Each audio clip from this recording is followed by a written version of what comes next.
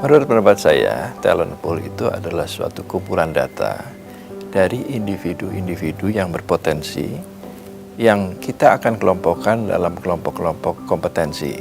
Nah, dari data ini kemudian kita akan buat suatu ranking dari kompetensi individu tersebut. Ini seringkali disebut dengan talent pipeline. Bagaimana kita mengumpulkan data itu? Yaitu dengan melakukan assessment center. Assessment center ini dilakukan terhadap individu-individu yang berpotensi dan kemudian kita akan sesuaikan kompetensi mereka dengan kesesuaian rencana pengembangan yang dilakukan.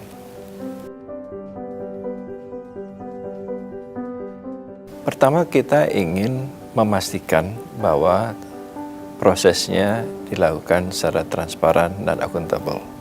Ini sangat penting dilakukan. Kemudian yang kedua adalah kita ingin membangun suatu standar. Standar ini kita lakukan untuk membangun standar kompetensi untuk setiap jabatan di setiap instansi.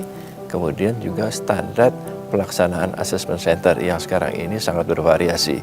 Nah, dari sana mungkin kita akan dapat membuat suatu perbandingan antara satu individu yang berpotensi dengan individu yang lain. Nah, kemudian yang ketiga adalah kita ingin mempercepat, mengakselerasi proses seleksi jabatan pimpinan tinggi.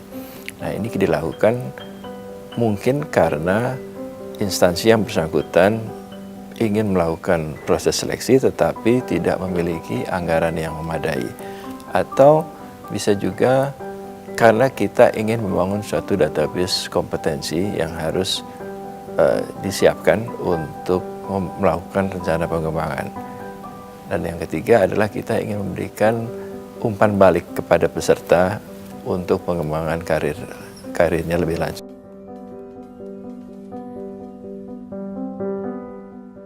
Kita akan mengadakan proses kegiatan Talent Pool JPT ini selama 4 tahun ke depan, dari 2015 sampai 2019. Untuk tahun 2015 ini kita akan mencoba memotret potensi individu yang berpotensi. Ini akan kita lakukan sebanyak 1.000 orang yang akan kita bagi dalam 8 angkatan. Apa yang harus dilakukan oleh instansi? Pertama, mereka perlu memiliki rencana pengembangan, baik rencana pengembangan individu maupun rencana pengembangan pengisian jabatan. Yang kedua, mereka perlu mengidentifikasi calon yang bisa diikutsertakan dalam kegiatan ini, dan mereka perlu memiliki komitmen agar apa yang sudah dilakukan di proses assessment Talent Pool JPT ini itu dipergunakan dalam seleksi JPT. Nah, langkah-langkah yang akan dilakukan oleh BKN adalah pertama, kita akan mengundang instansi untuk melakukan pendaftaran ke dalam Talent Pool JPT ini. Kemudian kita akan menetapkan peserta untuk mengikuti assessment center. Dan kemudian setelah itu kita akan memberikan hasil dan pelaporan terhadap proses assessment center dalam Talent Pool JPT.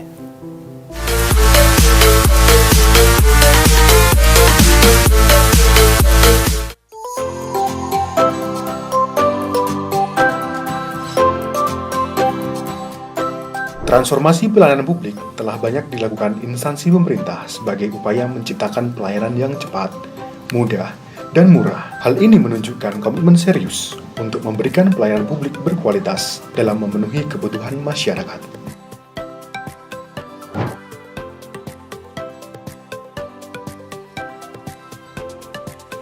Sebagai pembina pelayanan publik, Kementerian Pendayagunaan Aparatur Negara dan Reformasi Birokrasi secara rutin melakukan pemantauan dan evaluasi kinerja Unit Penyelenggara Pelayanan Publik atau UPP.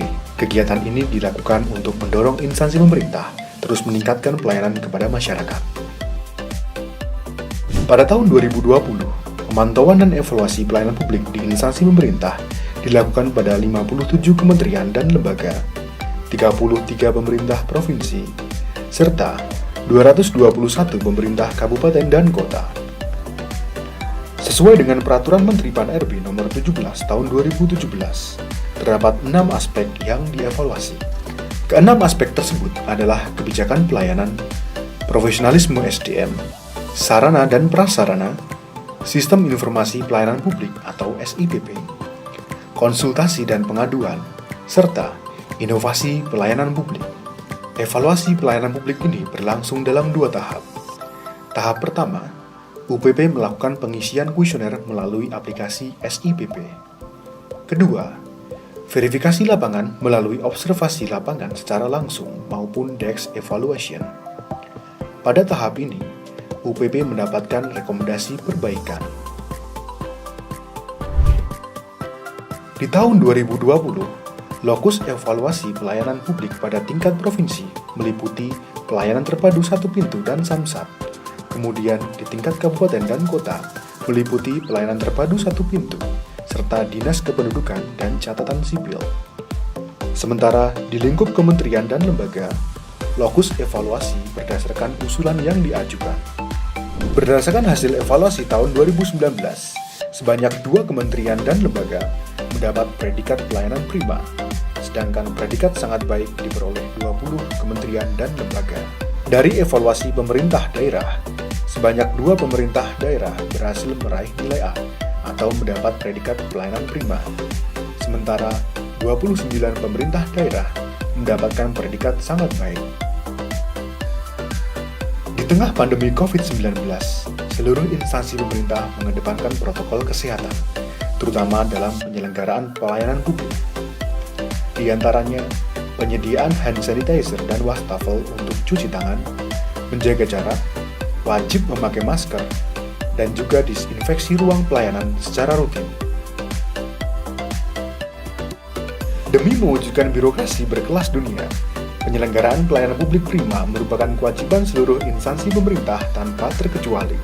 Kualitas pelayanan publik prima akan terbentuk dari upaya yang cerdas dan inovatif. Inilah komitmen pemerintah untuk terus hadir bagi masyarakat demi mewujudkan pelayanan publik yang berkualitas.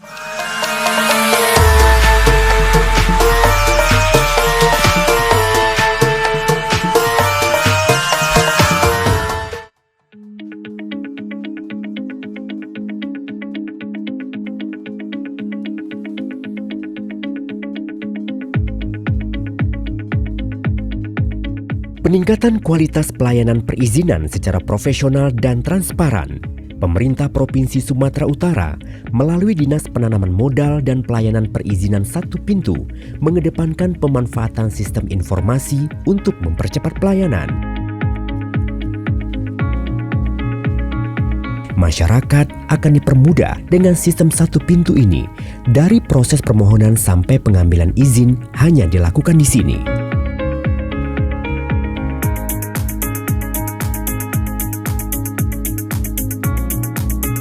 Petugas front office memeriksa berkas permohonan. Apabila persyaratan lengkap, permohonan diterima dan diteruskan ke bagian TU.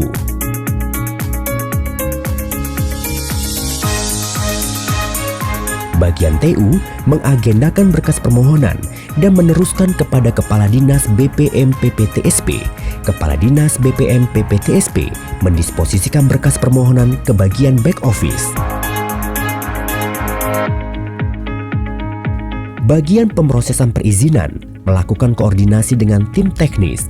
Berdasarkan hasil verifikasi berkas atau survei lapangan, maka permohonan ditolak apabila tidak memenuhi persyaratan teknis dan atau tidak sesuai dengan ketentuan.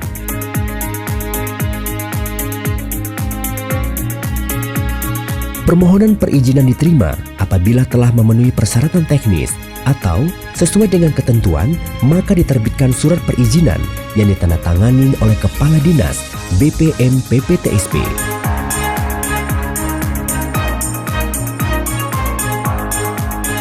Bagian TU melakukan penomoran surat perizinan atau penolakan jika sudah ditandatangani oleh Kepala Dinas BPM PPTSP dan meneruskannya ke front office.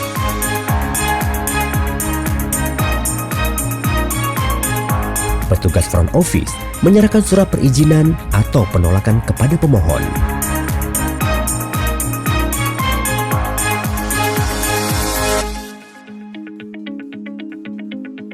Simple Patent memiliki 103 jenis izin dan non-perizinan online di Dinas Penanaman Modal dan Pelayanan Perizinan Satu Pintu. Salah satunya adalah pengurusan izin angkutan antar kota dalam provinsi yang hanya membutuhkan 14 hari kerja dengan syarat sebagai berikut.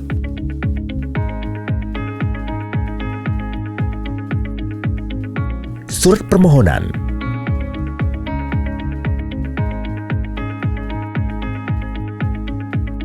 fotokopi izin usaha angkutan,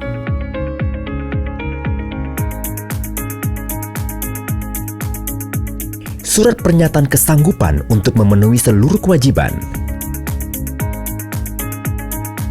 memiliki atau menguasai kendaraan bermotor,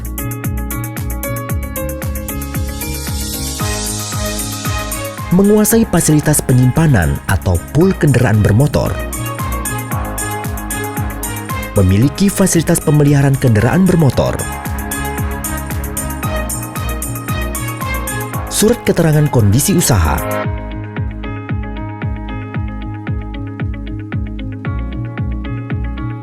surat keterangan komitmen usaha,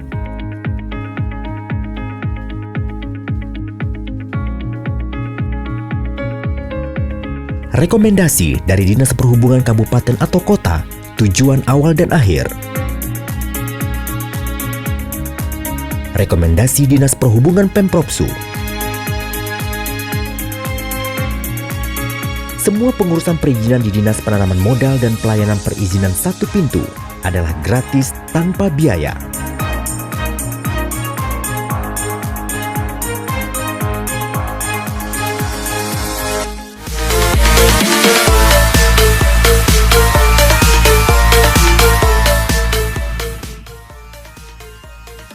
Nusantara, Indonesiaku, sebuah negeri yang menjadi tempat diriku dan lainnya dilahirkan.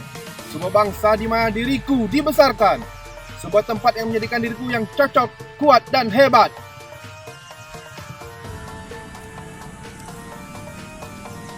Indonesia, gugusan pulau dari barat hingga timur. Kami terlahir berbeda dari setiap bagian. Ragam budaya menjadi satu, itulah Indonesia. Teruslah menjadi bangsa terbaik dan sebarkan keramat amanmu pada dunia. Sebuah negeri yang damai dengan keanekaragaman yang melebur menjadi satu. Lihat ada berapa saja kebudayaan di negara ini. Namun semua justru semakin memperkuat persatuan kita. Aku, putra-putri bangsa ini, senantiasa akan berkorban dengan jiwa dan raga untuk Indonesiaku tercinta. Tak akan kusia-siakan perjuangan para pahlawan terdahulu. Indonesia, dirimu tidak akan pernah usang dimakan waktu. Kau akan selalu menjadi bagian terindah di dalam setiap perjalananku. Indonesiaku, dirimu adalah negeri yang tercipta begitu indah. Negeri di mana diriku pertama kalinya berpijak.